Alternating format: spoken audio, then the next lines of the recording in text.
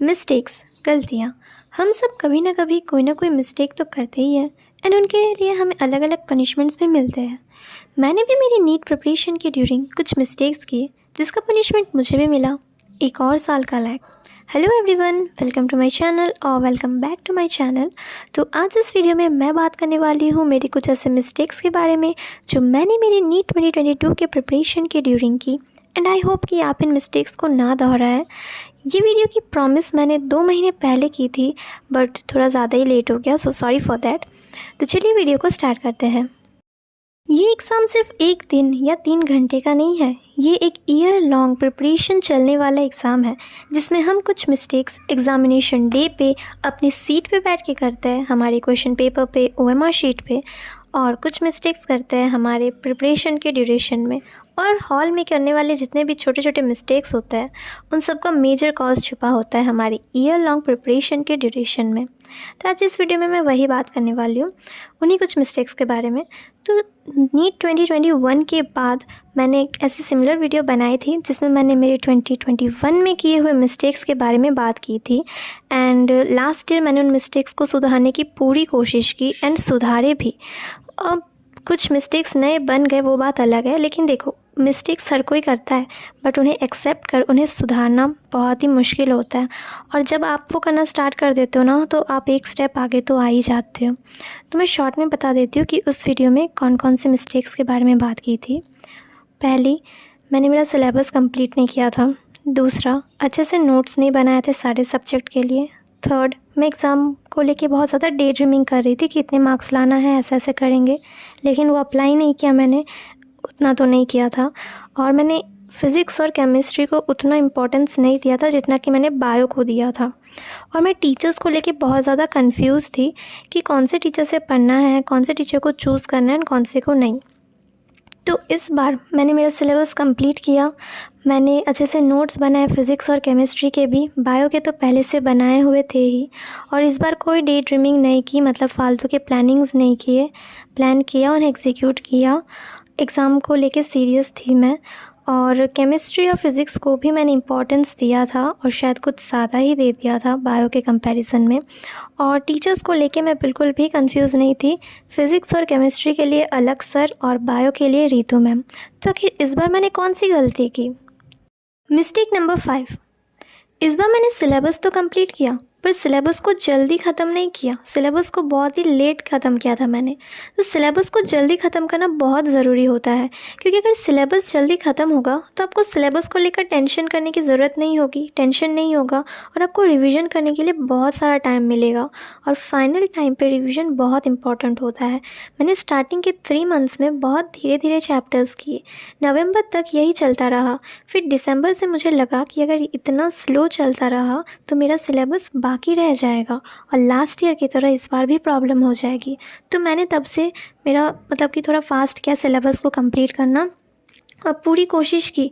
पर मेरा सिलेबस ख़त्म हुआ जून महीने में, क्योंकि वो स्टार्टिंग के 3 मंथ्स जो मैं स्लो रही, जो मैंने बिगाड़ दिए, एक तो वो उसमें चला गया और मैं बीच में बीमार हुई काफ़ी बार।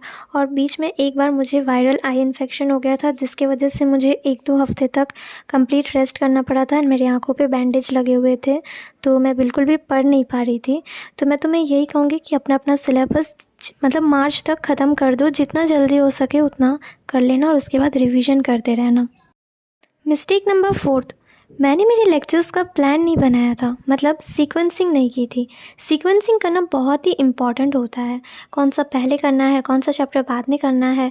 और बहुत सारे चैप्टर्स ऐसे भी होते हैं जो एक दूसरे से लिंक्ड रहते हैं, और अगर हम उन चैप्टर्स को सीक्वेंस में पढ़ें तो हमें ज़्यादा अच्छे से समझ आता है।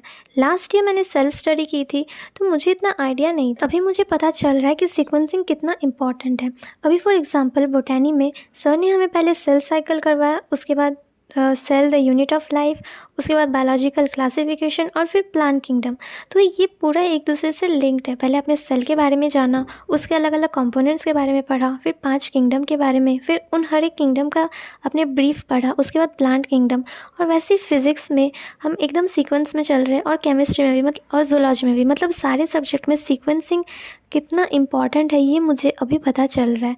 तो सीक्वेंसिंग करके पढ़ना बहुत ज़्यादा ज़रूरी है। रैंडमली कोई भी चैप्टर पढ़ लेने से नहीं होता है, वो कॉन्सेप्ट क्लियर नहीं होता, आपको समझ में नहीं आता है, आप एक दूसरे को मिक्स नहीं कर सकते। और मैंने मेरे पिछले एक वीडियो में भी बताया था कि 11th और 12th के चैप्टर्स को, सिलेबस को आप एक सिलेबस समझ के पढ़ना है, ना कि अलग अलग क्लास का, तभी जाके कुछ होगा। क्योंकि 11th के कुछ चैप्टर्स डायरेक्ट 12th से लिंक्ड है एंड 12th के 11th से।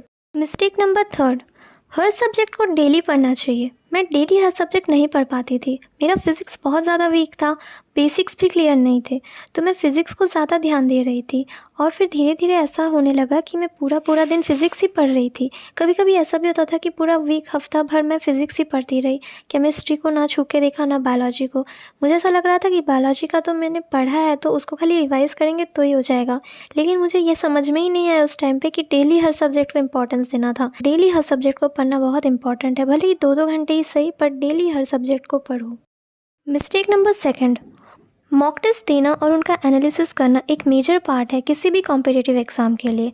मैंने मॉक टेस्ट तो दिए थे, पर वो उतने अच्छे लेवल के नहीं थे जैसे नीट में क्वेश्चंस आते हैं। क्योंकि मैंने कोई बैच ज्वाइन नहीं किया था, तो मुझे ज़्यादा मॉक टेस्ट देने को भी नहीं मिले और अच्छे क्वालिटी मॉक टेस्ट नहीं मिले। और कभी किसी फ्रेंड्स ने उनके कोचिंग के मॉक टेस्ट के PDF लेकर उन्हें सॉल्व कर दी थी, कभी NTA अभ्यास ऐप पे, जहाँ क्वेश्चन के लेवल थोड़े हाई होते थे, ऐसा मुझे लगता है।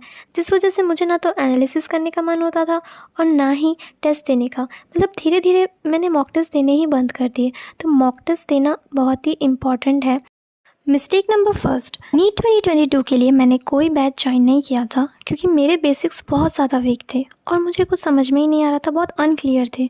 तो मैंने सोचा अगर मैंने अभी ड्रॉपर बैच ज्वाइन किया और वहाँ अगर इन बेसिक्स के बारे में इतना डिटेल में नहीं बताया तो मुझे कुछ समझ नहीं आएगा, स्पेशली फ़िज़िक्स के लिए। तो मैं यूट्यूब पे अलग स्तर के वीडियो लेक्चर्स देख के उन बेसिक्स को क्लियर किए और कॉन्सेप्ट्स बिल्डअप करना सीखा।